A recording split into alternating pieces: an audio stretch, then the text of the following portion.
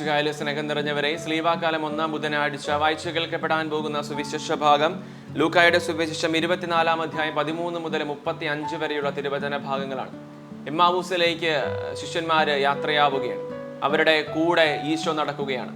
നമ്മൾ ഓർക്കണം, എത്രയോ നാളുകളിൽ ദിവസവും കണ്ട് നടന്നിരുന്ന, ഒരുമിച്ച് യാത്ര ചെയ്തിരുന്ന, ഒരുമിച്ച് താമസിച്ചിരുന്ന ഈശോ തങ്ങളുടെ കൂടെ നടന്നിട്ടും ശിഷ്യന്മാർക്ക് മനസ്സിലാകാതെ പോവുകയാണ്. ഇത് നമ്മുടെ ആത്മീയ ജീവിതത്തിലും ഉണ്ടാകുന്ന ഒരു അപകടമാണ്. നമ്മൾ ഈശോയുടെ കൂടെ നടന്നിട്ടും, ഈശോയുടെ കൂടെ സഞ്ചരിച്ചിട്ടും ഈശോയുടെ സാന്നിധ്യം അറിയാതെ പോകുന്ന ഒരുപാട് അവസരങ്ങളുണ്ട്.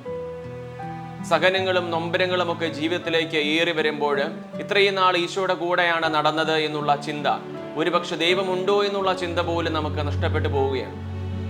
ഈ യാത്രകളെല്ലാം എമ്മാവൂസിലേക്ക് നടന്നു പോകുന്ന ശിഷ്യന്മാരുടെ ആദ്യ സൂചനകളാണ്. കൂടെ നടന്നിട്ടും ഈശോയെ മനസ്സിലാക്കപ്പെടാതെ പോകുന്ന ശിഷ്യന്മാര് സുവിശേഷത്തിന്റെ 2-ാം ഭാഗത്തിൽ ഈശോയെ മനസ്സിലാക്കുന്നതോ അപ്പം മുറിക്കലിലാണ്. അത് പരിശുദ്ധ കുർബാനയാണ്. വിശുദ്ധ കുർബാനയിലൂടെയാണ് ഈശോയെ നമ്മൾ യഥാർത്ഥത്തിൽ തിരിച്ചറിയുന്നതും സ്നേഹിക്കുന്നതും കണ്ടെത്തുന്നതും.